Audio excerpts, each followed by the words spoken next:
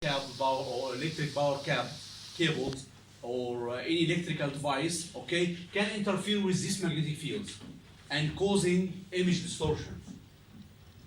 Okay, causing image distortion. Should care about this distribution of the magnetic fields. Okay, so any electrical device around the magnetic field causing interference with the magnetic field, okay, with the magnetic fields coming from the magnet itself, okay, causing image distortion. Like anesthesia machine which is compatible with MRI. If this machine is not compatible, it is electric device causing a magnetic field. This magnetic field may interfere with the main magnetic fields, causing image distortion because this magnetic field should be homogeneous. Okay, during imaging. So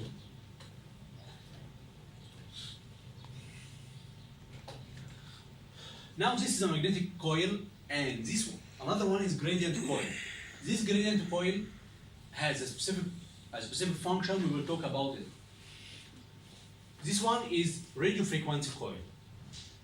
Now we have 8 coils: head coil and neck and lumbar spine coil for different body size, okay, and for foot and for wrist, okay, different coils. This coil is radio frequency coil. What's the function of this coil? This coil is, the function is sending energy and receiving the energy again. Sending energy to patient, okay, to the body, okay, after certain time of relaxation, okay, we receive again the energy and convert it to image. Okay, so this is the main function of coils, of radio frequency coil. Okay, so any error in this coil, any problem, any mismatching of the coil not closed well, okay, will causing distortion of the signal, will causing image distortion. So this is different slice of patient, okay? Each one is composed of pixels.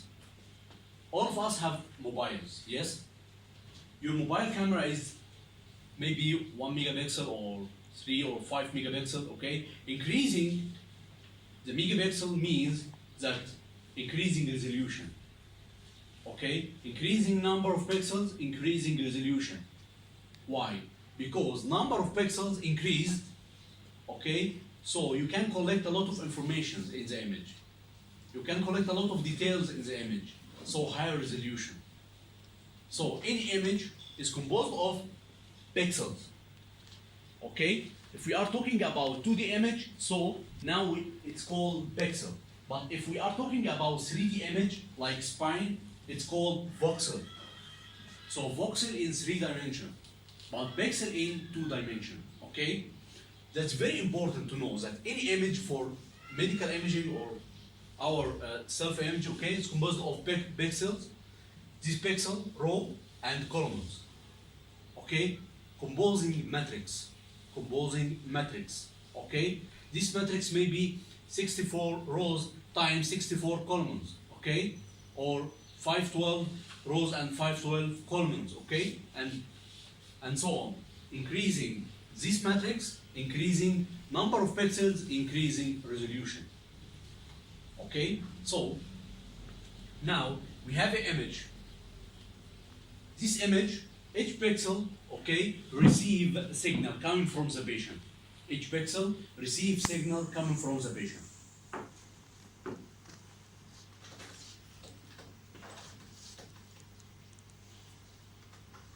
Before placing the patient inside the magnet, as I discussed before, that inside the patient or inside our bodies, we have protons, we have hydrogen atoms.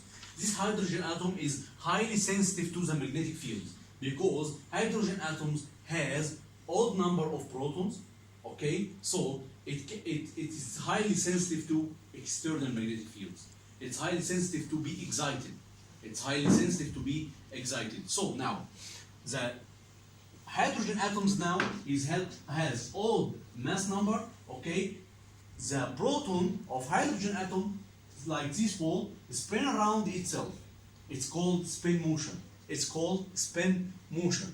Okay, so any protons inside our bodies spin around itself, so it has positive charge. So positive charge moving, causing magnetic fields. Causing magnetic fields. So proton itself has a magnetic field, is magnetized. Okay?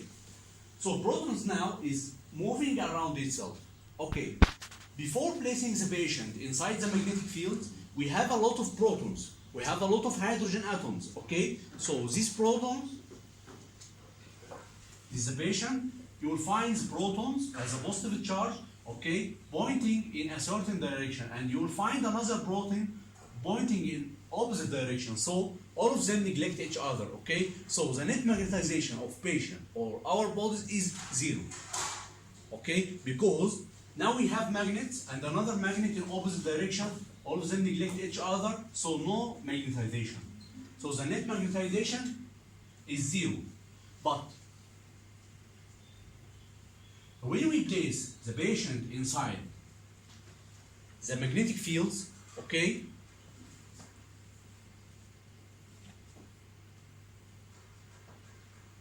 what will happen for protons?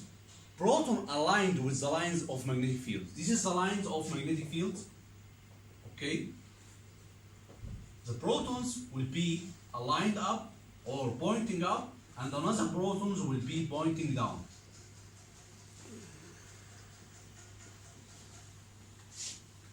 Here, you will find here protons in random distribution inside our bodies, okay, without external magnetic fields.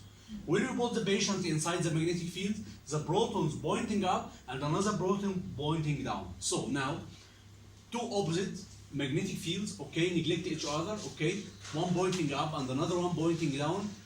All of them neglect each other, and we'll find the net result that of protons pointing up without proton pointing down. So this is the net result, okay? So in 1 million of protons, pointing down, you will find 1,000,007 protons pointing up. Okay? So in 1 million proton pointing down, you will find 1,000,007 protons pointing up. So the net result is 7 protons in 1 million. Okay? So now, after placing the patient in the magnetic field, what happened? The protons now align with the lines of magnetic fields, and the protons acquire precession motion. Precession motion. This green line is the axis of line of magnetic fields, and now proton is moving around this axis of magnetic fields. Okay? Okay? This motion is called the precession. This motion is called precession. This precession has a frequency. Okay? This frequency, it's easy to be calculated from the relation frequency to gyromagnetic ratio times B naught. B naught is the magnetic field, the magnetic field force. Magnetic field force. Okay? When we place the patient in an MRI machine like 0.5 Tesla, not like 1.5 Tesla. Okay? The magnetization which is produced from 1.5 Tesla will be greater than 0.5 Tesla. Okay? So the precession will be faster in 1.5 Tesla. Okay? So greater magnetic field or higher magnetic field, higher magnetic force causing precession to protons, okay, very fast. It's an external magnetic field. Yes, external magnetic field coming from the magnet itself. Here you will find the protons in random distribution, and here aligned, okay, on applying the magnetic field, and some of them will be moving on hands, and another will moving on feet. This is a proton represents the proton pointing down, and this represents the proton pointing up. Now the proton now in relaxed state, no need to extra energy, not in excited state, but now need energy to be in this state. Okay?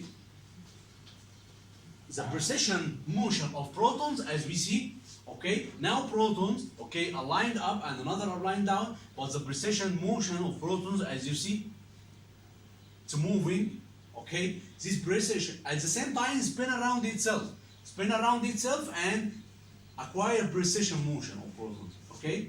So this precision frequency, it's easy to calculate according to the magnetic field.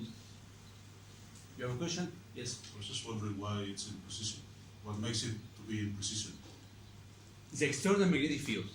External magnetic field affect on the magnetic field of the proton itself, causing, give it torque. It's called torque. Yes, this torque causing moving of like wobble, okay? Like wobble, okay? Top, like the top. Yes. Spin top. So now we represent the protons with this arrow, okay? Now is precision, precise in the external magnetic field, which is B null, okay? Now we will represent the proton with this arrow, okay?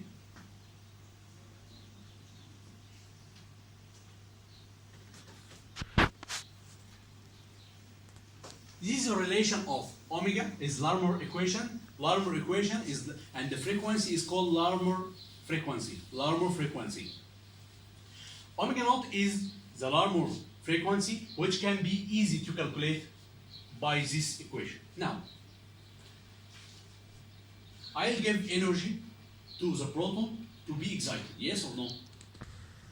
Okay, using radio frequency coil. You remember this coil will send energy to the patient. Okay, so it's very important to know the frequency of protons, the frequency of precession for protons. Why? As I discussed before, you have two cars in a race, okay? And two cars moving with the same speed. You can transfer, the driver in this car can transfer sandwich from this car to another because they are moving with the same speed. It's called resonance. It's called resonance. In resonance case, you can transfer energy from one state or from one place to another, okay? From a radio frequency coil to the proton. You can transfer energy if, like a radio, okay, or radio, you are changing the frequency of radio, okay, till there is matching between the frequency you adjusted or pre-adjust to the radio waves coming from outside. When this matching happens, okay, what will happen? The energy is transferred, okay, and you can hear, okay. That's it. This is the same idea for transferring energy from outside the patient to the patient. Okay, the energy which is radio frequency pulse is wave, has a frequency.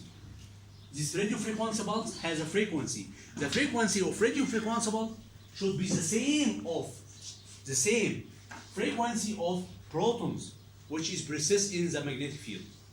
Okay, if there is mismatching or it is not the same, okay, so no energy transfer.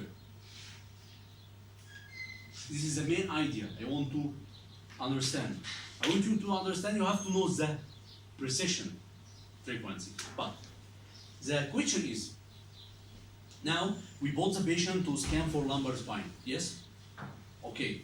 So all protons in this region inside the coil will be excited. Will persist with the same frequency. Yes or no?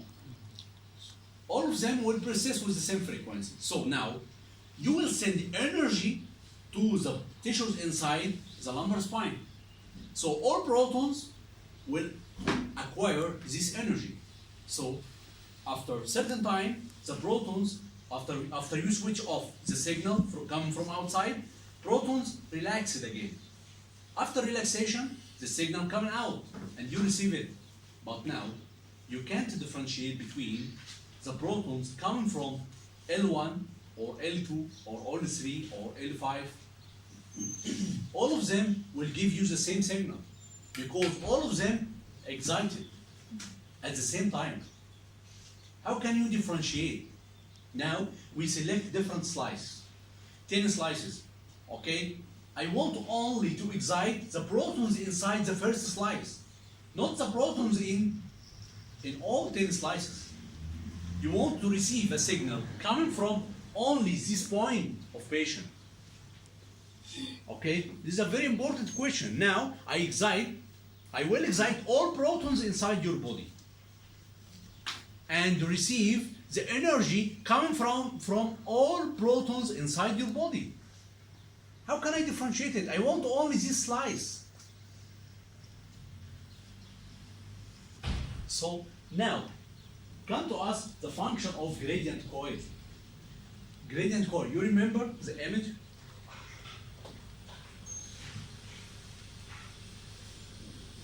This one is gradient coil. What's the function of this gradient coil? This gradient coil solves this problem. I want to differentiate between the first slice and second slice, third slice. There are different slices.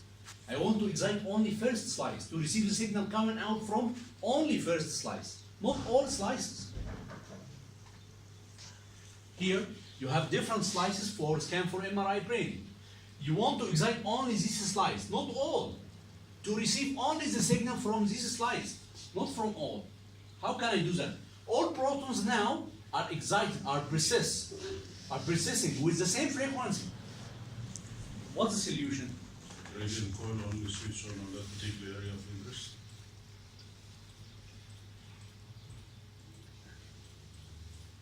Gradient coil, It's only switched on the particular area of interest and not the rest of it. So the signal that's emitted back will only be picked up from that area. what's the function of gradient coil? What we do? Now, this is the magnets, okay? And these are the lines of magnetic fields. Now, you will find that magnetic field have the same value along the magnets. All have uniform field strength, okay? Okay? You agree with me? It's clear? Okay. So, using gradient coil give another magnetic fields, increasing the value of magnetic fields in one side and decreasing in another side. Okay? Increasing the magnetic fields in this side and decreasing the magnetic field in another side. So why? If we put the patient now here, now we have different values of different field strengths, different values of magnetic fields. Yes or no? Yes. Here, the value of magnetic field raised up. Here, down. Okay? So we have different values of magnetic fields. If we put the patient inside the magnetic field now, okay, in this region, okay, so this is the start, okay, of coil, and this is the end of coil. Now this point of patient is exposed to higher magnetic fields. Okay, this point, this is slice. If I select now any point in the patient, the protons inside this point persist with Have a frequency. yes, yes, Because it's there. because different values of CP0, the chance to be 0 in the equation. yes. Now B0 has this value, okay? But B0 now, it changes, okay? Greater value, and here is lower value, okay? So now you have different degrees of the magnetic fields. Now, this is the B naught, okay, field strength. When we put gradient magnetic field causing increasing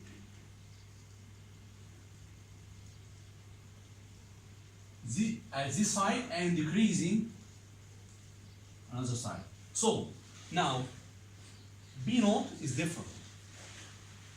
B naught is now here the protons in this point persist with higher frequency and the protons here with less frequency and so on. So if I want to select first slice, it's easy because I will send the energy with specific frequency. Now I know well B naught, here B naught plus 10. This point B naught plus 9. Here B naught plus 8. Here B naught plus 7 and so on. Here B naught minus 1. Here B naught minus 2. B naught minus 3. You have different values of B naught. Okay? Okay? So you know well at any point the precession frequency of protons. the precession frequency of proton. So when I send the energy with a specific frequency to this point, to excite only this point, not more. It's clear or need to repeat again? MRI Physics. Okay? Repeat it? Yes. Repeat, yes. We agree together that the magnetic field has one value, has the same value, okay? Along the magnets, yes or no? Okay, so all protons inside our bodies, okay, persist with the same frequency, okay? When I send the energy now, all protons will acquire the signal coming from outside and will be excited, and all of them will relax, and signal which is coming out from the patient, okay, coming from all protons inside my body. I want only to excite the slice I wanted. I need it. I want only to excite first slice, not all slices. How can I do that? To make a gradient magnetic field. This gradient magnetic field increasing the values of B0 or the magnetic field at one side and decreasing at another side. Here B0, here B0, example, plus 10. Here B0 plus 9. Here B0 plus 8. Here B0 plus 7. Here B0 again. Here B0 minus 1, minus 2, minus 3, and so on. So you have different degrees of magnetic field strength. You have different degrees of magnetic field strength. Each one will persist, will causing the precession for protons at this point with different frequency. Why protons persist? Due to the external magnetic field. With the higher magnetic field, the proton precession will be faster. Yes. So we have different values of magnetic fields. So different frequencies of protons. So it's easy to select this slice. Now I want to image only one slice here. So I'll tell machine I want only this slice at this point. The machine know well that this point has a B0 plus 5. So B0 plus 5 causing a precession with a certain value. So I will send the energy with the same value. Okay, so only this slice will be excited, not all.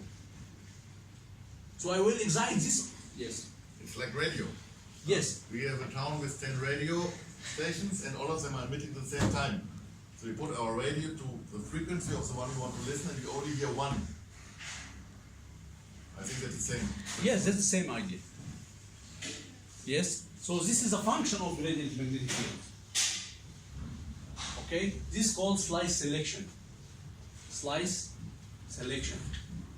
Now, this is the patient, okay, and you want to scan to take slice here. Now you can differentiate between this slice and another one, okay? There are another problems. You want to differentiate between the protons in this direction and the protons in depth direction. Okay, so we have 3 gradient magnetic field. In MRI, we have a permanent one, which is magnetic coil, and we have 3 gradient magnetic fields. 3 gradient magnetic fields. One of them, which is gradient coil, and another one is called phase encoding gradient, and another one is called, third one is called frequency encoding gradient. Okay, all of them cause different frequencies, different precisions in different directions. One longitudinal for slice selection, and another one in this direction, which is called X direction, and another one in Y direction. You have 3 directions, Z and X, Y. Okay? So, you want to differentiate between protons in Z direction using the slice selection gradient, or it's called the gradient coil.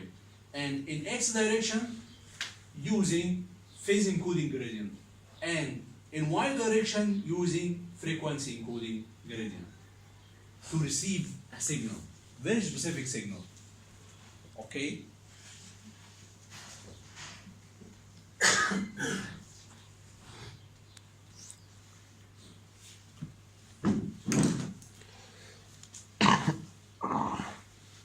Enough? It's enough for today. All protons and longitudinal magnetization. Okay, when we place the patient in the magnetic fields, when we place the patient in magnetic fields, here, these protons, okay, all protons in z direction, okay, all protons in z directions aligned with the lines of magnetic field, okay. So all of them, we have now a lot of number of magnets. All these magnets, okay, have a net magnetization in the z direction, which is called longitudinal magnetization. Okay, so when we give radio frequency pulse from outside, causing excitation means that the protons now in z direction, as you see, when we send radio frequency pulse, the protons or the longitudinal magnetization will be excited to convert to y-axis. Because protons now is transferred from z direction to be in xy plane. So the net magnetization is converted from longitudinal to be transversal. Okay, so now the protons in z direction being out of phase, as you see. Out of phase means that the protons like that.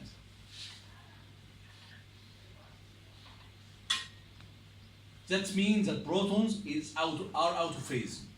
In phase protons means that all protons summed together to be like that.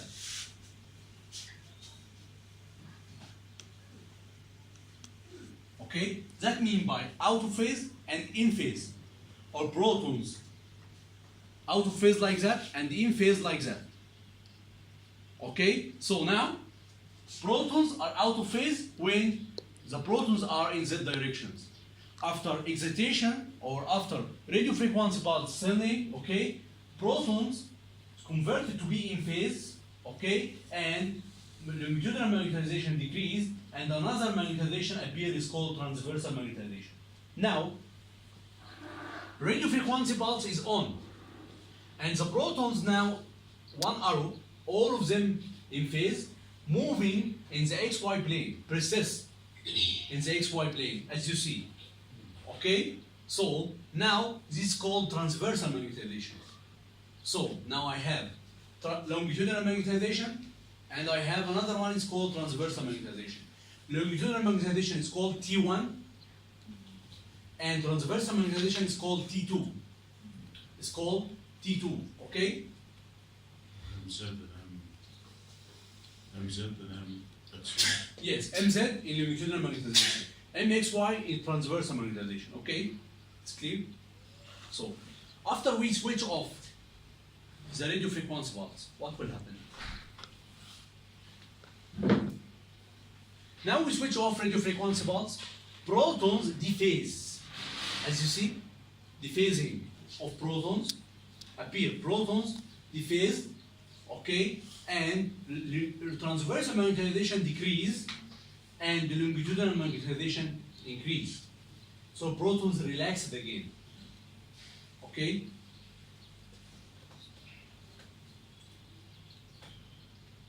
So now, radio frequency pulse, okay, the protons relaxed again, as you see. Okay, so you can see here again, radio frequency pulse, switch off.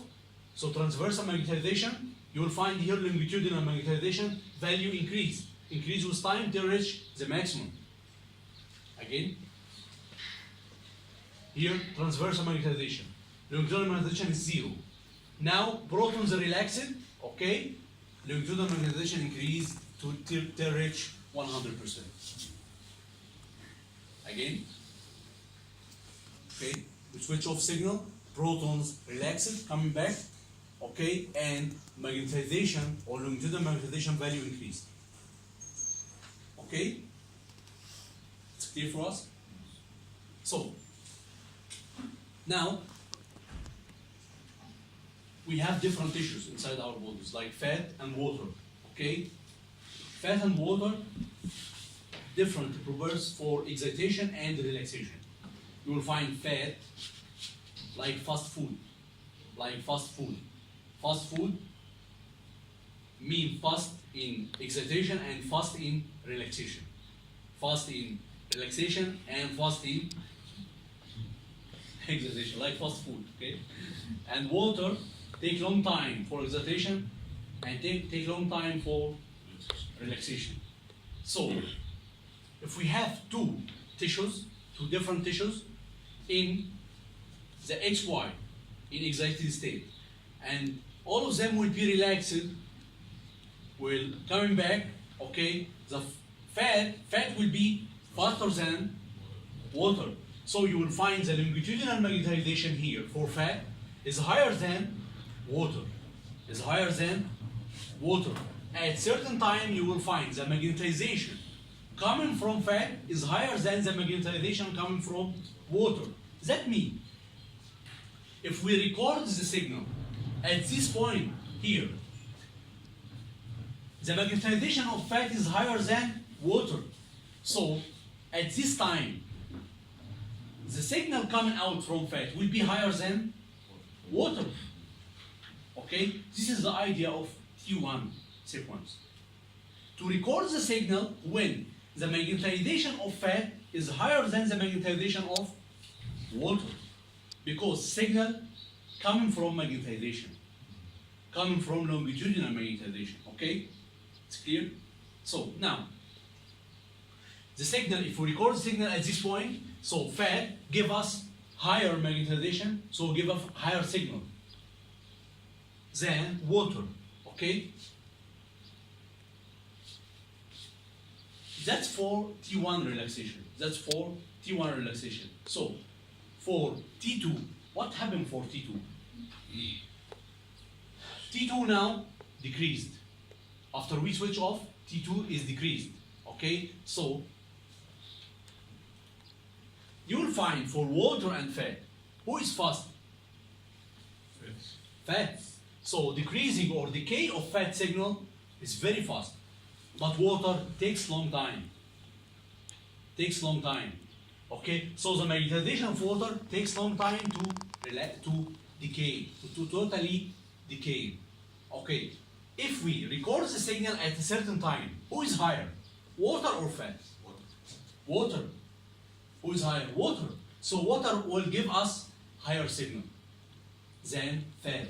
So water here in T2 magnetization is bright. All fluids are bright. But for fat, dark. Okay? And in T1, you will find fat is bright and water is dark. Okay? This T1 sequence idea or T1 sequence concept, and another one is T2 sequence. Okay? You will find in MRI sequence, you will find TR, TE. TR is the time of repetition. Time of repetition of the signal. Any signal from MRI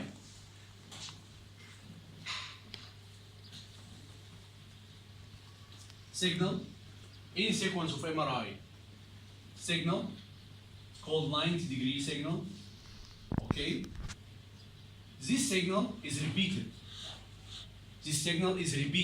After a certain time. Time of repetition is called TR.